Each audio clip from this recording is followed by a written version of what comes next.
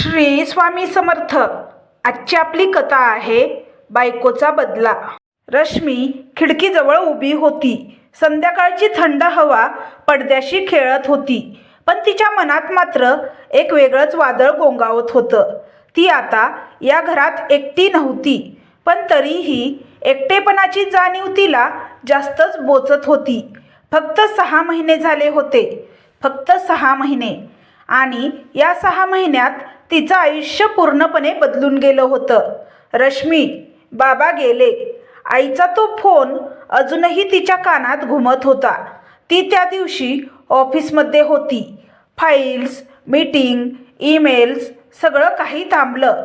क्षणभर तिला वाटलं कुणीतरी चुकीची बातमी दिली आहे. पण जेव्हा ती हॉस्पिटलमध्ये पोहोचली, तेव्हा पांढऱ्या चादरीखाली झोपलेला तो देह पाहून संपूर्ण जग कोसळल्यासारखं झालं. वडील, ज्यांनी आयुष्यभर तिला कधीही काही कमी पडू दिलं नाही, आईवडिलांची एकुलती एक मुलगी, माझी रश्मी कधी कुणावर अवलंबून राहणार नाही, हे वाक्य त्यांनी कितीतरी वेळा अभिमानाने म्हटलं होतं. आणि आज तेच वडील कायमचे निघून गेले होते. श्रद्धांजली, विधी, लोकांची ये-जा संपल्यावर एक वेगळाच प्रश्न रश्मीसमोर उभा राहिला. प्रॉपर्टी, जमीन, 2 फ्लॅट, एक छोटा ऑफिस स्पेस, सगळं तिच्या नावावर. वडील, नातेवाईक, ओळखीची लोक सगळे एकच वाक्य म्हणत होते, रश्मी, आता तुला खूप सांभाळून राहावं लागेल. मी सगळं व्यवस्थित सांभाळेल, रश्मी म्हणाली. पण मनात मात्र भीती घर करत होती. याच काळात मानव तिच्या आयुष्यात आला. तो तिच्या ऑफिसमधलाच, नेहमी शांत, नीटनेटका, समजूतदार. पहिल्यांदा त्याने फक्त एवढंच विचारलं होतं, तू ठीक आहेस ना? ते साधं वाक्य, पण त्या क्षणी तेच वाक्य तिला आधारासारखं वाटलं. हळूहळू त्याचे फोन वाढले, मेसेजेस, कॉफी ब्रेक. तो तिचं ऐकून घ्यायचा. वडिलांबद्दल बोलताना तिला थांबवायचा नाही. आईबद्दल काळजी दाखवायचा. रश्मी, तू खूप स्ट्रॉंग आहेस, हा शब्द तिला खूप आवडायचा. रश्मीच्या मनात कधीच गणित नव्हतं. तिला फक्त एवढंच वाटायचं, या कठीण काळात कोणीतरी माझ्यासोबत आहे. मानव तिला सतत धीर द्यायचा, भविष्याची स्वप्न दाखवायचा. आपण एकत्र खूप पुढे जाऊ, तुला कधीही कोणत्या गोष्टीची कमी होऊ देणार नाही. हे शब्द तिच्या मनावर खोलवर ठसत गेले. ती त्याच्यावर प्रेम करू लागली, अगदी मनापासून. पण जे रश्मीला माहीत नव्हतं ते म्हणजे मानवचं खरं जग. ऑफिसच्या दुसऱ्या मजल्यावर साक्षी नावाची मुलगी होती. आत्मविश्वासू, तेजस्वी, थोडीशी धूर्त. मानव आणि साक्षी एकाच टीममध्ये होते. दोघांनाही चायनीज भाषा येत होती. ऑफिसमध्ये ते हसत खेळत इंग्लिशमध्ये बोलायचे, पण एकांत मिळाला की चायनीजमध्ये बोलायचे. तिला काही कळत नाही. लग्न झाल्यावर सगळं आपलं होईल, ही त्यांची खरी भाषा होती. मानवने लग्नाचा विषय काढला तेव्हा रश्मी थोडीशी गोंधळी होती. इतक्या लवकर?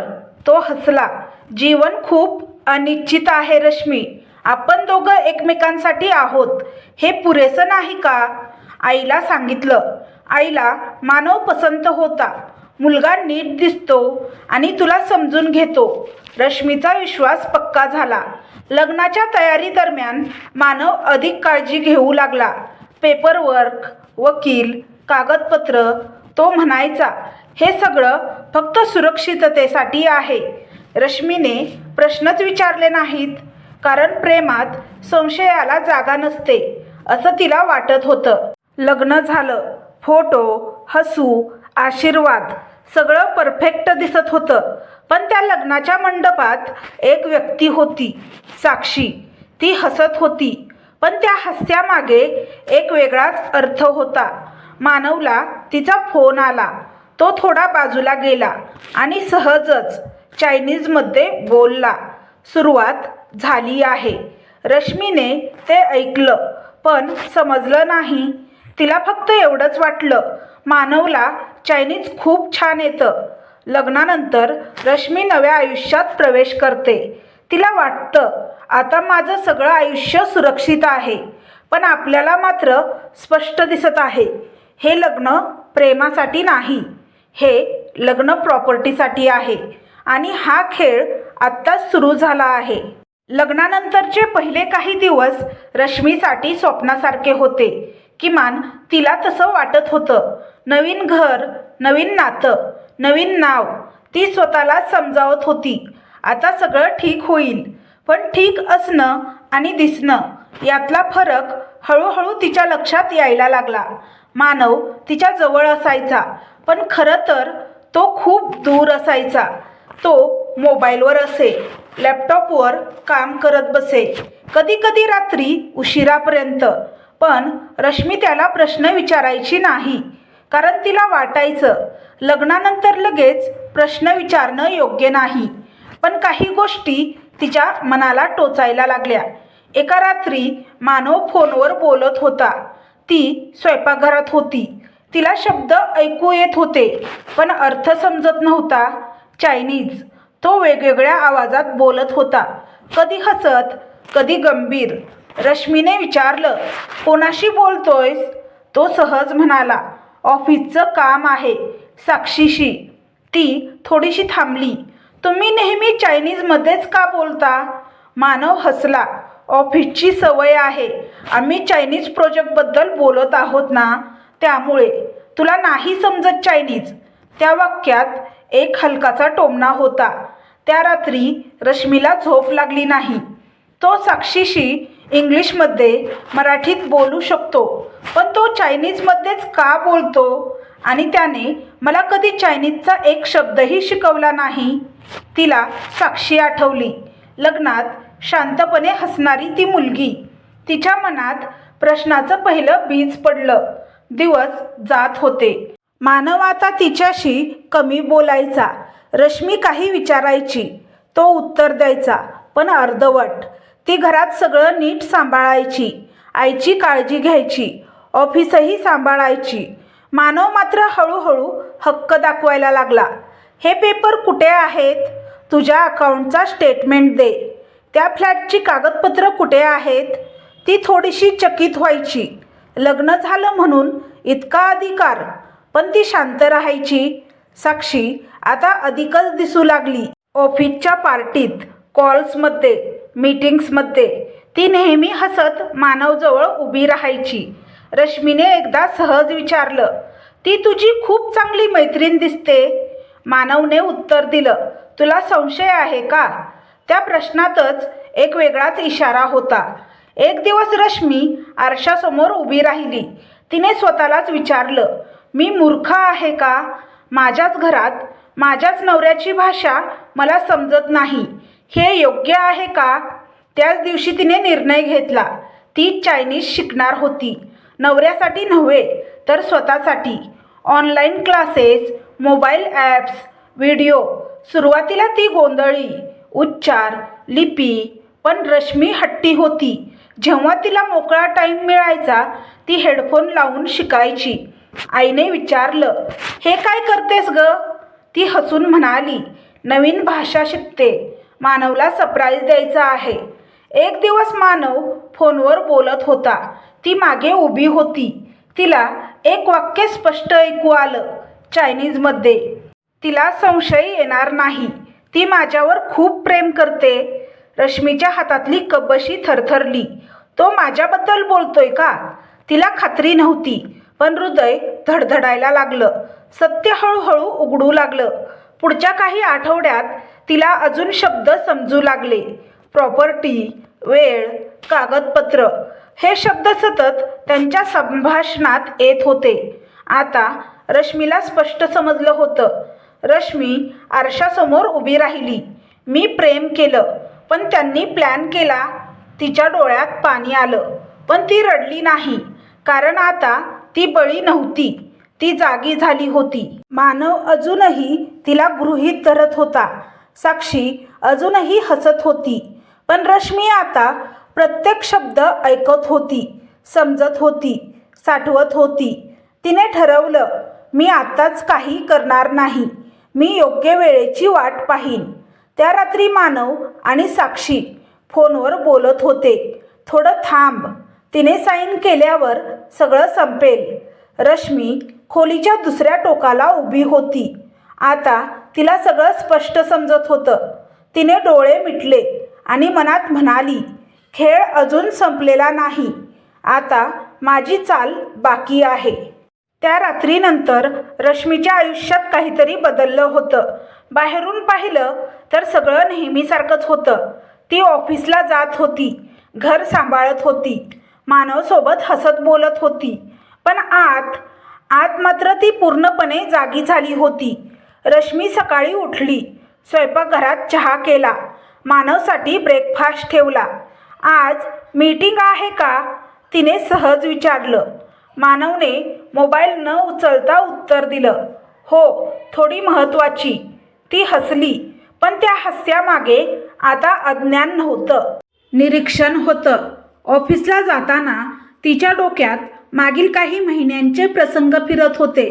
तो वारंवार विचारायचा, त्या जमिनीची कागदपत्र कुठे आहेत? तुझ्या नावावरच सगळं आहे ना? आपण ट्रस्ट काढूया का? तेव्हा तिला ते प्रेम, काळजी वाटायची. आता मात्र प्रत्येक प्रश्न तिला डाव वाटत होता. त्या दिवशी रश्मी थेट ऑफिसला गेली नाही. ती एका जुन्या वडिलांच्या ओळखीच्या वकिलाकडे गेली. शांत, अनुभवी व्यक्ती. तिने सगळं सांगितलं नाही, फक्त एवढंच, माझ्या प्रॉपर्टीबाबत मला सुरक्षितता हवी आहे. वकिलांनी विचारलं, लग्नानंतर काही दबाव आहे का? रश्मी थोडा वेळ शांत राहिली, मग म्हणाली, हो, पण मी अजून काही उघड करू इच्छित नाही. वकिलांनी मान हलवली. मग पहिली गोष्ट, तुमची मालमत्ता तुमच्या आईच्या नावावर ट्रान्स्फर करणं हा सुरक्षित मार्ग आहे. रश्मीला हवं तेच उत्तर मिळालं. पुढचे काही दिवस रश्मी खूप व्यस्त झाली.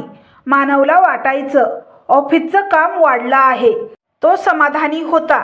ती इतकी बिझी आहे, तिला संशय येणारच नाही. पण प्रत्यक्षात ती प्रत्येक कागद, प्रत्येक सही खूप जाणीवपूर्वक करत होती. आईला तिने सर्व सांगितलं. आईच्या डोळ्यात पाणी आलं. तुझ्यासोबत असं का घडलं? तू तर किती चांगली मुलगी आहेस. रश्मीने आईचा हात धरला. आई, आता मी स्वतःसाठी उभी राहणार आहे. घरी मात्र रश्मी तशीच वागत होती. मानवसाठी जेवण, त्याचं ऐकून घेणं, कधी कधी प्रेमळ शब्द. मानव अधिकच बेफिकीर झाला. एक दिवस तो म्हणाला, आपण पुढच्या महिन्यात त्या फ्लॅटचं फर्निचरचं काम सुरू करू. रश्मीने शांतपणे विचारलं, माझ्या आईला विचारून. तो थोडा चिडला. आपण नवरा बायको आहोत ना, आपण कुटुंब आहोत. ती हसली, हो, म्हणूनच तर आई पण माझी कुटुंब आहे. त्या उत्तरात मानवला काहीही वेगळं जाणवलं नाही. रश्मी अजूनही चायनीज शिकत होती. आता तिला संपूर्ण वाक्य समजू लागली होती. एक रात्री मानव आणि साक्षी फोनवर बोलत होते. ती प्रश्न विचारायला लागली आहे, काळजी करू नकोस, ती खूप साधी आहे. रश्मी पलंगावर शांत बसली होती. तिच्या डोळ्यात पाणी आलं, पण ते ओघळलं नाही. ऑफिसच्या एका कार्यक्रमात रश्मी आणि साक्षी आमनेसामने आल्या. साक्षीने मुद्दाम मानवच्या हातात हात घातला. तू आज खूप सुंदर दिसतेस, रश्मी. त्या वाक्यात प्रेम नव्हतं, आव्हान होतं. रश्मी हसली, थँक्यू, तूही. साक्षी गोंधळली. हिला काहीच कळत नाही का? तिच्या चेहऱ्यावरचा तो प्रश्न रश्मीने वाचला. काही आठवड्यात सगळी प्रॉपर्टी आईच्या नावावर ट्रान्स्फर झाली. बँक अकाउंट, जमीन, फ्लॅट, सगळे कायदेशीर, सगळं सुरक्षित. रश्मी आता मानवच्या आवाक्याबाहेर निघून गेली होती. पण मानवला अजूनही याची कल्पना नव्हती. एक दिवस मानवने थेट विचारलं, रश्मी, तू आईला फ्लॅटबद्दल विचारलं का? रश्मीने शांतपणे उत्तर दिलं, आईची तब्येत बरी नाही, थोडं थांबूया. तो चिडला. नेहमीच काहीतरी कारण. त्या आवाजात पहिल्यांदाच खरा मानव दिसला. रश्मीने काहीच बोललं नाही, कारण तिला माहिती होतं हा राग तिच्यासाठीच फायदेशीर आहे. रात्री रश्मी आरशासमोर उभी होती. मी प्रेम केलं म्हणून मी कमकुवत नाही. मी विश्वास ठेवला म्हणून मी मूर्ख नाही. पण आता मी शांत बसणार नाही. तिच्या चेहऱ्यावर एक वेगळाच आत्मविश्वास होता. त्या दिवशी मानव घरी होता. साक्षीशी व्हिडिओ कॉलवर तो खूपच बेफिकीर झाला होता. ती लवकरच साईन करेल, मग आपण मोकळे होऊ. मी तिला घटस्फोट देईन. रश्मी दाराजवळ उभी होती. आता तिला प्रत्येक शब्द समजत होता. तिने मोबाईलमध्ये त्या संभाषणाचा काही भाग रेकॉर्ड केला. मानवची ही चूक त्याला फार महागात पडणार होती. त्या रात्री रश्मीने आईजवळ जाऊन हळूच सांगितलं, आई, आता वेळ आली आहे. आईने डोळे मिटले. मी तुझ्यासोबत आहे. रश्मीने खिडकीतून बाहेर पाहिलं. अंधार दाटला होता, पण तिला माहिती होतं उजेड जवळ आला आहे. त्या सकाळी रश्मी लवकर उठली, नेहमीसारखीच. पण आज तिच्या हालचालींमध्ये एक वेगळाच ठामपणा होता. आज तिला रडायचं नव्हतं. आज तिला प्रश्न विचारायचे नव्हते. आज तिला उत्तर द्यायचं होतं. स्वयंपाकघरात चहा उकळत होता. मानव मोबाईलवर बोलत होता, नेहमीप्रमाणे चायनीजमध्ये. आज सगळं संपेल. रश्मीने कप ट्रेमध्ये ठेवला आणि अगदी सहज चायनीजमध्ये म्हणाली, आज सगळं संपेल. मानवचा हात थरथरला. तो तिच्याकडे वळला. काय काय म्हणालीस? रश्मी शांतपणे हसली. आज सगळं संपेल असंच ना? त्या क्षणी मानवचा चेहरा पांढरा पडला. तुला चायनीज कसं काय कळतं? त्याचा आवाज कंपित होता. रश्मी खुर्चीवर बसली. माझ्या आयुष्यात जेव्हा कोणी मला समजून घेत नाही, तेव्हा मी समजून घ्यायला शिकते. मानव उठून उभा राहिला. हे सगळं काय नाटक चाललंय? ती त्याच्याकडे थेट पाहत म्हणाली, नाटक तर तू लग्नाच्या आधीपासून करत आलायस. मानव. रश्मीने मोबाईल उचलला. रेकॉर्डिंग प्ले केलं. साक्षीचा आवाज, मानवचा आवाज, प्रॉपर्टी, साईन, वेळ, सगळं. मानवने कान झाकले. हे चुकीचं आहे. तू माझं खाजगी संभाषण. रश्मी उठली. खाजगी? ज्या बायकोला तू फसवत होतास तिच्यापासून लपवलेलं संभाषण खाजगी नसतं. तो गुन्हा असतो. दाराची बेल वाजली. रश्मी हसली. ती आली असेल. मानव गोंधळला. कोण? दार उघडलं. साक्षी. ती आत आली आणि थांबली. घरातली शांतता तिच्या पावलांना अडखळवणारी होती. मानव, हे काय चाललंय? रश्मी तिच्याकडे वळली. तूच सांग साक्षी, तुम्ही दोघं मिळून काय चालवलं होतं? साक्षीने नजर खाली घातली. रश्मीने शांतपणे सांगायला सुरुवात केली. मी एकुलती एक मुलगी आहे. माझे वडील गेले. माझ्याकडे प्रॉपर्टी आहे आणि तुम्ही दोघांनी मिळून माझ्या आयुष्याचा प्रोजेक्ट बनवला. मानव ओरडला. मी तुझ्याशी लग्न केलंय. रश्मी हसली. हो, पण तू माझ्याशी नाही, माझ्या मालमत्तेशी लग्न केलं होतंस. पण मी तुमचा सगळा प्लॅन खराब केला. आता तुम्हाला काहीही मिळणार नाही. रश्मीने फाईल टेबलावर ठेवली. हे बघ. मानवने फाईल उघडली आणि त्याचा चेहरा फिकट पडला. सगळी प्रॉपर्टी आईच्या नावावर ट्रान्सफर. कधी? तू साईनची वाट पाहत असताना. रश्मी ठामपणे म्हणाली.